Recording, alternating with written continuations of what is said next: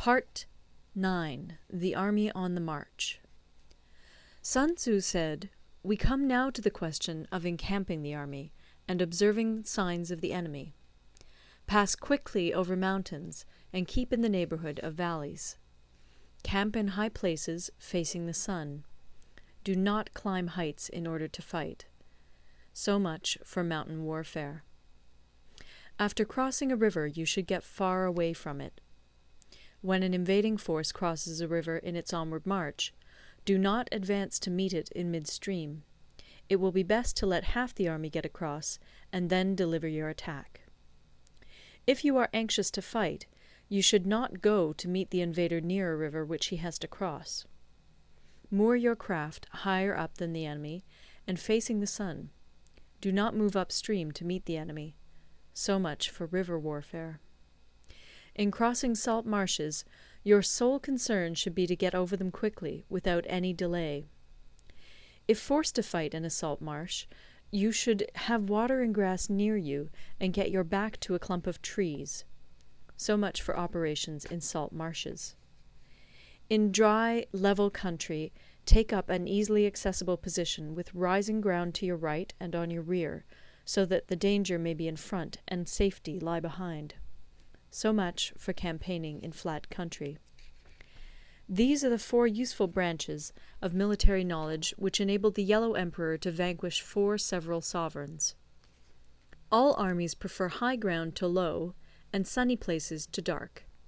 If you are careful of your men and camp on hard ground, the army will be free from disease of every kind, and this will spell victory. When you come to a hill or a bank, occupy the sunny side, with the slope on your right rear. Thus you will at once act for the benefit of your soldiers, and utilize the natural advantages of the ground. When, in consequence of heavy rains up country, a river which you wish to ford is swollen and flecked with foam, you must wait until it subsides.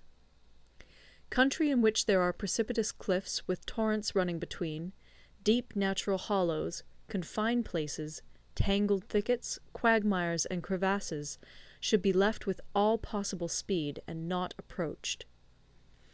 While we keep away from such places, we should get the enemy to approach them. While we face them, we should let the enemy have them on his rear.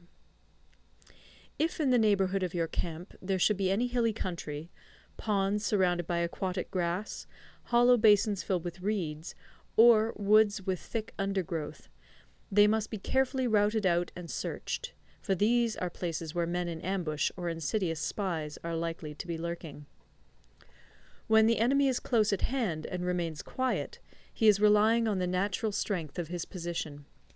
When he keeps aloof and tries to provoke a battle, he is anxious for the other side to advance. If his place of encampment is easy of access, he is tendering a bait. Movement amongst the trees of a forest shows that the enemy is advancing.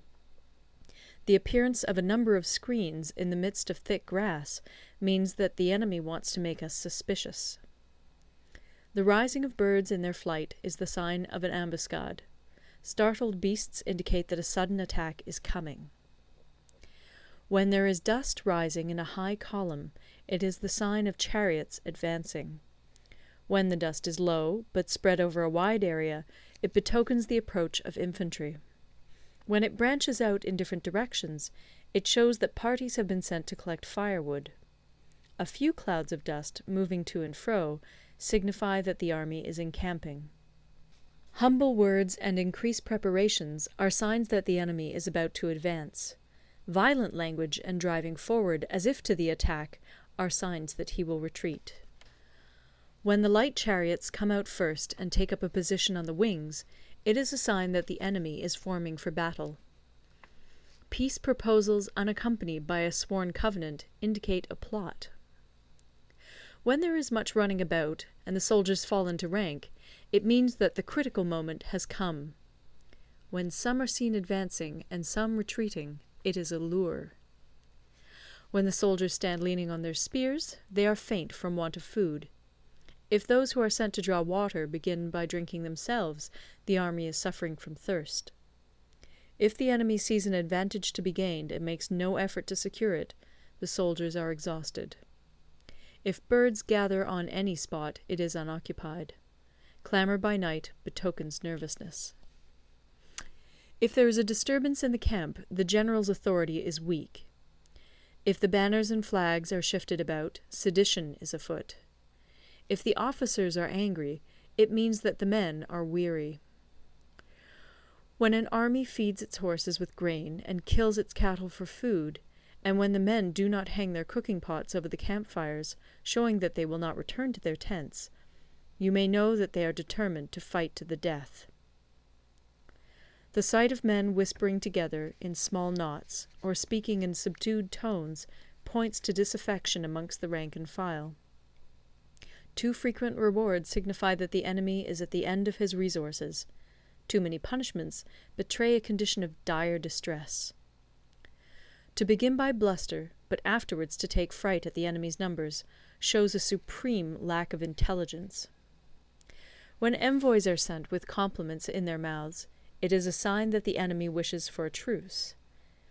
If the enemy's troops march up angrily and remain facing ours for a long time without either joining battle or taking themselves off again, the situation is one that demands great vigilance and circumspection. If our troops are no more in number than the enemy, that is amply sufficient. It only means that no direct attack can be made. What we can do is simply to concentrate all our available strength, keep a close watch on the enemy, and obtain reinforcements. He who exercises no forethought, but makes light of his opponents, is sure to be captured by them. If soldiers are punished before they have grown attached to you, they will not prove submissive. And, unless submissive, they will be practically useless. If, when the soldiers have become attached to you, punishments are not enforced, they will still be useless.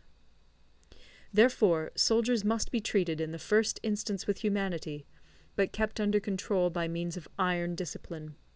This is a certain road to victory. If, in training soldiers, commands are habitually enforced, the army will be well disciplined. If not, its discipline will be bad. If a general shows confidence in his men, but always insists on his orders being obeyed, the gain will be mutual. End of Part 9.